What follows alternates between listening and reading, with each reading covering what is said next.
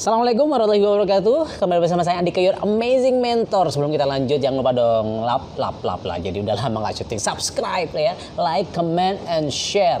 Dan hari ini kita akan membahas apa? Kita akan membahas tentang kehidupan di pesantren. Stay tune terus.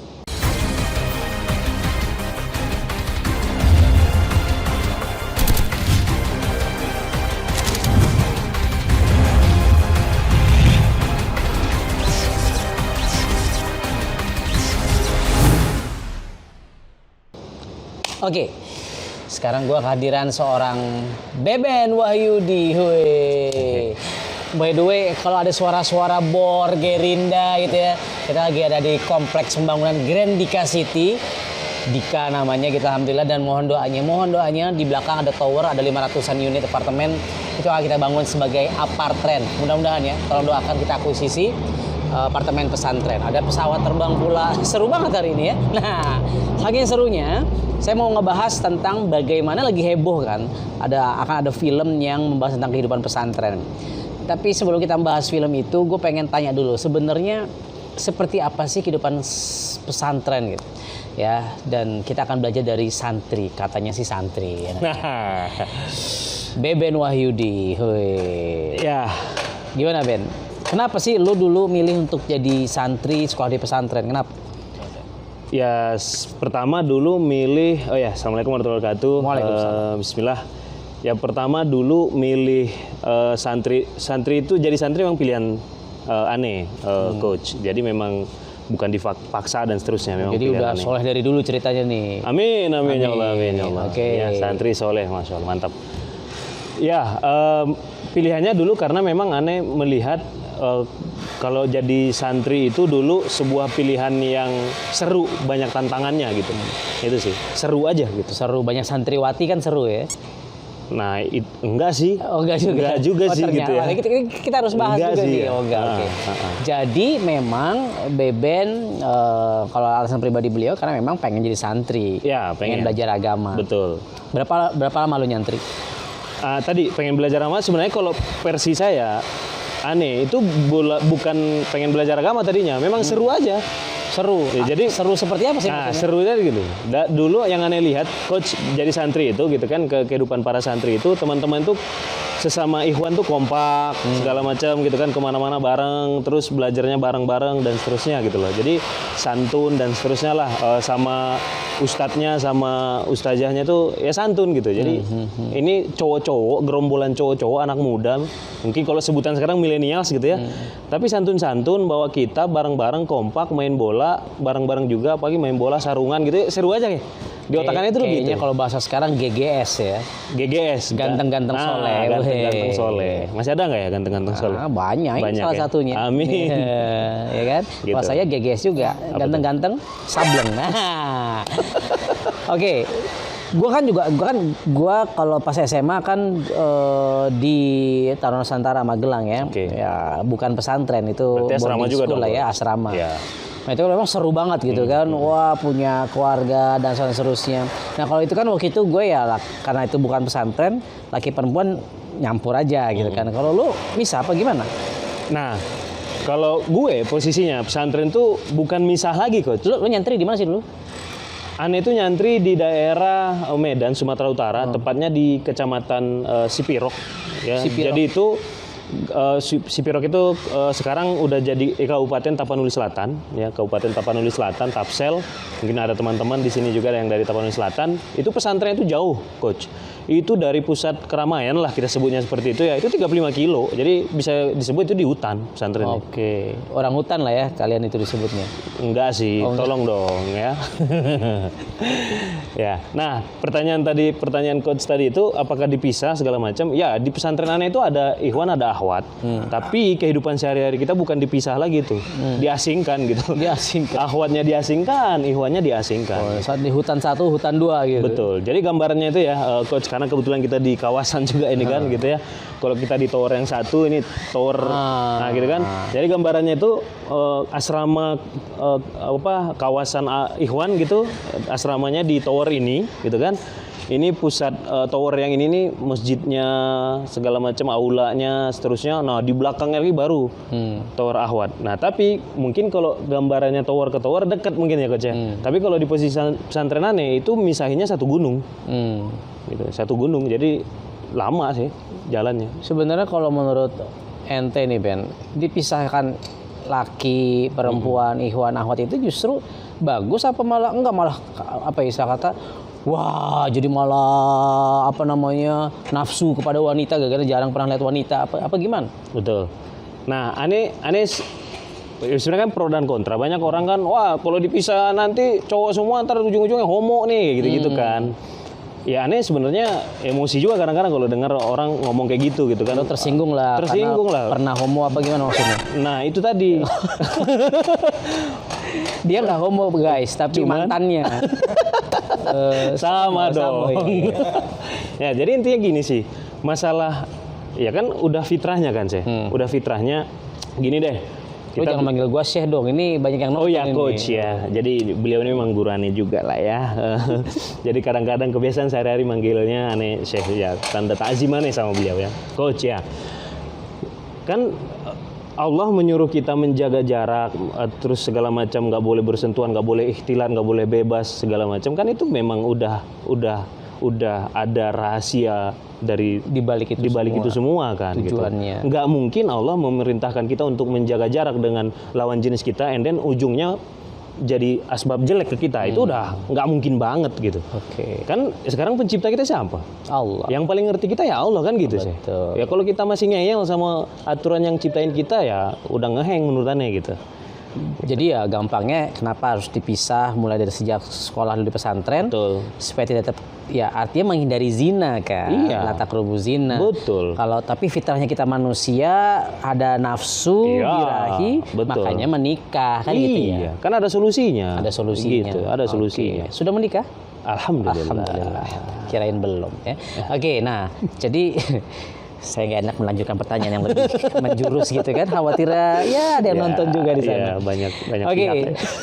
Macam berani kita ini kan, wacana aja. Oke, guys. Kan kalau gue kan waktu 3 tahun ya di asrama. Seru banget tuh kehidupan. Lo 6 tahun ya? Ane 6 tahun. 6 tahun, oke. Sanawiyah aliyah. Apa pengalaman pribadi lu di kehidupan pesantren yang paling seru yang nggak terlupakan? Oke, yang paling seru tidak terlupakan ya.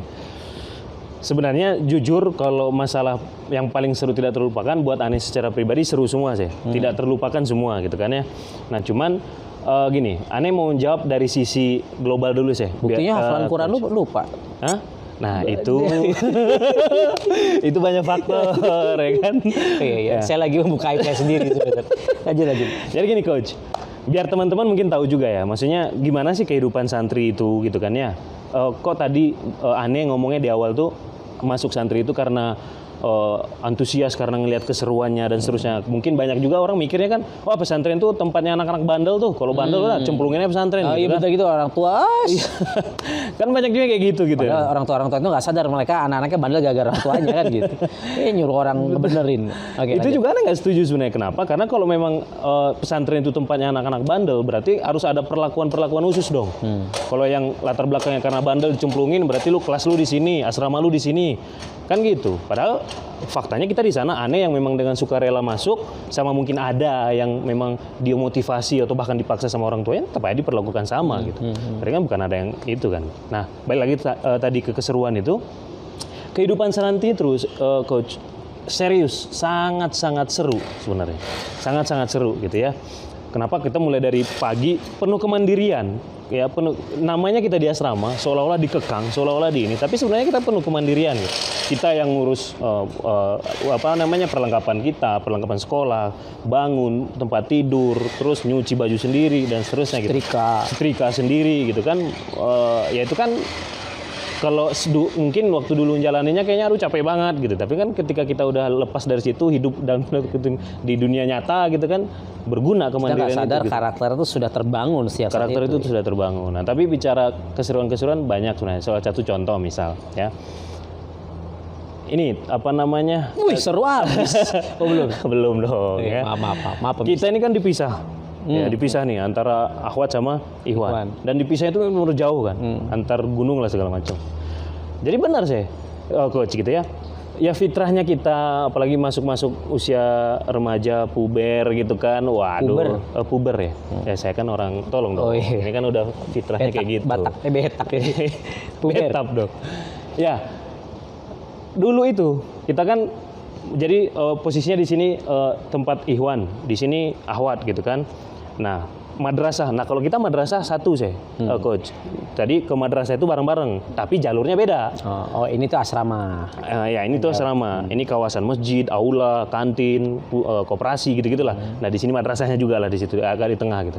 Nah, tapi jalan ke madrasahnya itu beda-beda gitu, beda jalur Ahwat, beda jalur Ikhwan. Nggak ada tuh cerita kita bisa gandeng-gandeng bareng-bareng. Mana ada ya kan, mana ada, fiktif itu ya. Kalau kayak gitu nggak santri itu ya. Nah, kita ada jalur beda. Cuman kalau kasusnya di Mahat Aneh, di pesantren Aneh itu ada satu titik memang jumpa gitu. Ada satu titik jumpa, maksudnya nggak jumpa benar-benar, tetap jalurnya beda. Tapi ibarat kata bisa kalau bareng-bareng tuh kelihatan gitu, kelihatan. Tetap jauh dari sini ke sono lah gitu. Tapi ada jumpa beda lagi gitu, baru masuk ke madrasah. Nah, yang lucu tuh Gimana? yang seru itu ya. Yang seru itu kalau antum nih hujan deras gitu kan, kan Ikhwan wajib dong sholat di masjid jamaah, betul kan? Nah, biasanya kalau hujan deras itu kan bisa jadi alasan nggak ke masjid tuh. Ada rusuh, hujan deras. Kalau kita enggak, apalagi pas jam pulang sekolah, makin semangat. Makin semangat. Kenapa? Karena di pertemuan itu hujan ya kan. Apa yang terjadi kalau hujan? Terus teman-teman Ahwat kita pakai rok dan mereka nggak mau kebasahan, apa yang terjadi kira-kira? Biar langkahnya cepat gitu. Berlari. Biar larinya lancar. Ya, buka sepatu. Nah, buka sepatu tapi kan jalannya becek segala macam kotor. Nah, diangkatlah nggak sampai ke betis sebenarnya, sampai mata kaki aja. Sampai mata kaki. Nah, cuman buat kami Ikhwan itu momen. Jadi mata kaki aja sudah sangat indah. Masya Allah. Karena memang mata kaki gue gitu. Jadi itu fenomena dulu gitu kan. Lari lari itu. Pas di situ itu rem otomatis jalan. Langsung slow motion mata kaki ya kan. Itu apa namanya? Salah satu kayak ya kita ya anak remaja gitu. Tapi kalau bicara gimana sih itunya ya sebatas itu doang gitu. Karena memang kita di sana ketemu nggak boleh ketahuan ngomong nih. Gombal-gombalan gitu ya. Boro-boro gombal. Ini gini deh. Ada jatuh misalkan apalah pulpen dia segala macam, pas di pertemuan itu kan itu kesempatan bisa lihat. Terus kita ngomong, "Uhti jatuh" gitu. Ada mata-mata gitu, jasus kalau sebutannya, kita kena habis padahal niat bagus. Diomelin tuh sama, mending diomelin. Gampar ya. Suruh bersihin WC lah kan. Oke. Gitu. Saya memang juga pernah merasakan banget, itu. dijaga banget kayak gitu sih. Tapi kan ya itu semua karena itu adalah aturan Allah. Tadi itu kan artinya memang ada hikmah positif di balik itu semua kan. Betul.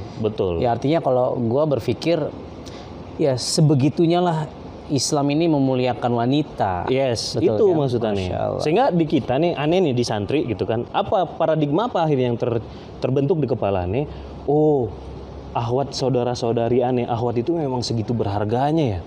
Nggak boleh sembarangan dibecandain, nggak boleh sembarangan apalagi colek-colek gitu, siapa lu gitu kan. Lagi dipakai sebelum halal. Nah, gitu itu lagi kan kacau gitu. Jadi justru paradigma kita Ikhwan gitu di santri itu, wih segitunya ya. Jadi pas nanti menikah benar-benar belum pernah ada yang melihat, belum pernah ada yang megang, belum ada yang icip-icip. Iya, jadi ya kalau sudah ada yang sempat icip-icip atau belum ada yang sudah sempat taubat sih intinya ya. Ya kita istighfar bareng-bareng, astagfirullahaladzim. Oke, nah sekarang kan lu santri nih, pesantren, lulusan pesantren gitu kan. Terus ini kan sekarang lagi heboh nih, ada sebuah film yang kabarnya lagi dibikin kan. Ya. Kontroversial tuh. Ya. Aneh juga lihat sih. Ya gitu lah ya, ada santriwatinya, santri apa sih seperti memadu cinta di hutan berduaan. Itu gimana? Emang kalau santri di tengah hutan gitu begitu juga, lo sempat escape gitu kabur. Ya kalau nggak ada kuda lo naik kambing kayak apa gitu. Anda berdua escape itu gimana? Ya, ya antum coach nanya pendapat aneh itu sebagai aneh yang pernah santri 6 tahun gitu. Ya aneh udah ngelihat thrillernya segala macam. Serius itu secara pribadi aneh pernah nyantri gitu kan. Secara pribadi aneh tersinggung gitu dengan thriller itu sih gitu. Maksudnya serius nih kayak gini, maksudnya gini, lu mau bikin film, bikin aja nggak apa-apa gitu. Lu mau bikin tentang pesantren terserah lu gitu. Tapi embel-embelnya jangan bawa gitu. Karena santri itu emang patennya punya lu kan enggak, gitu kan? Apalagi judulnya itu. The Santri gitu, itu kan label sih, gitu kan, label coach gitu kan. Jadi ya itu tadi wajar orang berteriak gitu lah. Contoh aneh gitu. Aneh lihat thriller, antum tadi nanya kan nih, orang naik kuda gitu kan di hutan. Mana ada kayak gitu santri gitu loh. Aneh tuh pertama kali nonton, mana ada gitu loh. Jangan-jangan ada santri zaman now begitu, enggak? Kalaupun ada santri zaman now, itu aneh yakin nggak santri gitu. Jangan santri labelnya, karena kalau santri itu setahu aneh, mau dia santrinya boarding school yang asrama, mau dia santrinya pesantrennya yang pondok-pondokan, whatever lah gitu kan. Mau santri pesantrennya itu dari Ormas Muhammadiyah, mau pesantrennya itu dari NU, setahu aneh nggak ada kayak gitu sih. Orang yang aneh bilang tadi asramanya di jauhan, kapan nih ketemunya? Ya dan memang kan hukum Islamnya juga sudah jelas kan, hukum pergaulan. Kan? Iya, kan udah jelas dalilnya. Yang ketiga siapa? Kuda, bodoh. Kuda yang menyamar jadi setan. Oh benar-benar. Gitu. Kayak kudanya sengaja gitu. Oke. Ada cerita menarik sih tentang itu tadi, tentang gimana sih menjaga muruah, menjaga kemuliaan wanita, menjaga kemuliaan kita sebagai muslim gitu kan. Dulu coach di pesantren aneh gitu ya. Kan tadi Ahwat di sini, Ihwan di sini, Ahwat di gunung yang satu lagi. Kan di tengah-tengah itu ada aula, masjid, segala macam. Ada juga beberapa di situ rumah-rumah ustadz tuh. Jadi rumah ustadz ada di sini, ada di zona Ahwat, ada juga yang zona netral gitu. Nah kadang-kadang gini, ketika misalkan ada kan ustadz kita itu suami istri mereka ngajar di situ. Jadi ustadz sama ustazah gitu kan. Nah kadang-kadang ustadz nih manggil kita nih. Dia kan sering kan gitu minta bantuan santrinya, dan buat kita dulu santri kalau bisa bantu ustadz, masya Allah itu kalau kita yang dipanggil dorong si Beben mau dibantu, buat kita tuh bangga banget gitu, suatu kehormatan banget bisa dibantu. Meskipun mungkin bantunya beresin kolam ikan gitu kan, capek sebenarnya cuman gitu. Nah misalkan aneh dipanggil sama ustadz gitu. Nah ketika aneh dipanggil sama ustadz, ternyata istrinya si ustadz tadi, si ustazah ini manggil seorang santriwati juga gitu. Itu aneh dulu ya saya, bukan alhamdulillah bukan sok-sok alim enggak, tapi itu yang terjadi dengan pendidikan seperti itu. Ketika aneh mau nyampe gitu kan, lihat di teras misalkan, atau udah nyampe teras ternyata di dalam ada akhwat lagi ngobrol sama ustazah, itu aneh nggak akan berani masuk, malu malu karena bau masih kali. Ya itu. Tapi kayak gitu pun Ahwat bahkan sering kita kejadian, misal aneh mau ke rumah ustadz tadi, si santriwati udah pulang dari si rumah ustazah itu gitu. Nah kan bertemu di jalan gitu kan, kalau dari jauh kelihatan itu baik si santriwati ataupun kita si santrinya itu biasanya berhenti gitu, biasanya kita nyari ustadz gitu atau nyari sapam gitu untuk nemenin salah satu kita biar kita pas papasan itu bukan gitu doang gitu. Oke, sip. Dan segitunya gitu.